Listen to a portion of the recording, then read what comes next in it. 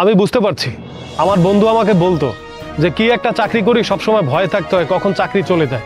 তার মানে হচ্ছে আমার বন্ধুকে দিয়ে আপনারা কাজ করাতেন না, বাসার এক্সট্রা কাজও আমার বন্ধুকে দিয়ে করিয়ে নিতেন, তার জন্য ও চাকরির ভয় পেত। আপনারা তো এটা ঠিক করছেন না।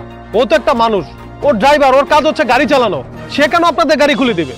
শোন, তুই কিন্তু অতিরিক্ত ভাব নিচ্ছিস, এমন ভাব নিচ্ছিস মনে হচ্ছে আমি গাড়ির ড্রাইভার আর তুই গাড়ির মালিক।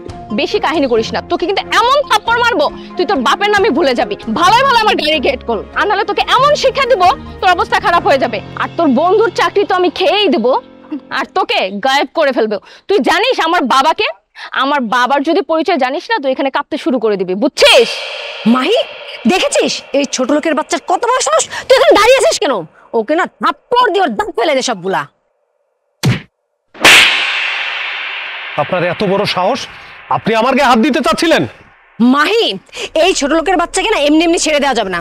একে এক কাজ কর, একে জেলে দিতে হবে। 14 শিকার ভাত খাওয়াইলে তারপরে শাস্তি হবে। মেয়েদের গায়ে হাত দেওয়ার শাস্তি না ওকে পেতেই হবে।